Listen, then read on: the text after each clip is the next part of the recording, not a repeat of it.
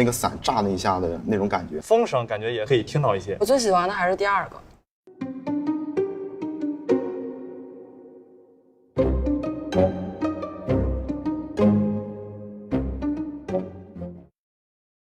各位特种兵，请准备。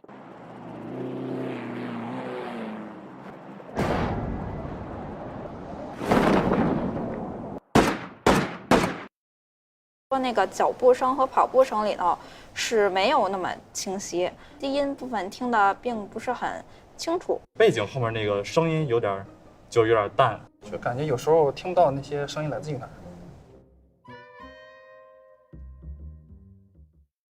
各位特种兵，请准备。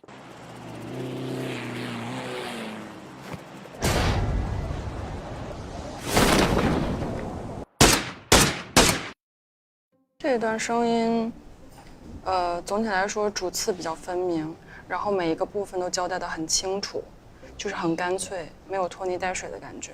直升机的是飞过去的声音，然后就能很明显的听出它分别是从那个左边或者右边飞过去。我感觉第二台呢就比第一台的立体感还要更强一点。如果一跳伞的话，就感觉瞬间那个画面就来到了眼前。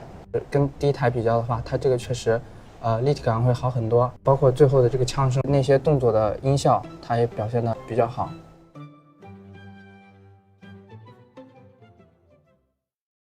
各位特种兵，请准备。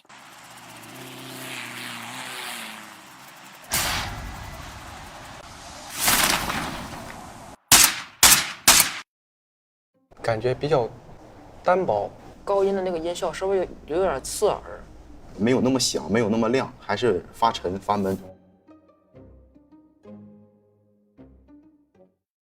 各位特种兵，请准备。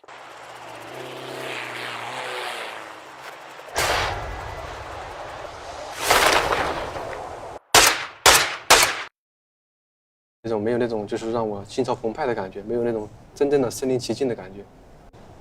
会有一些些许的吵闹。细节方面感觉有一些模糊不清。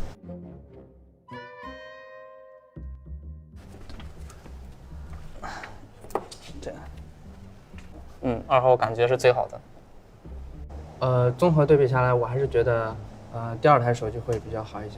其实我个人就比较喜欢那种比较沉浸式的体验嘛，我感觉2号做的是比较不错的。我会把票投给第二个。第二台比较好。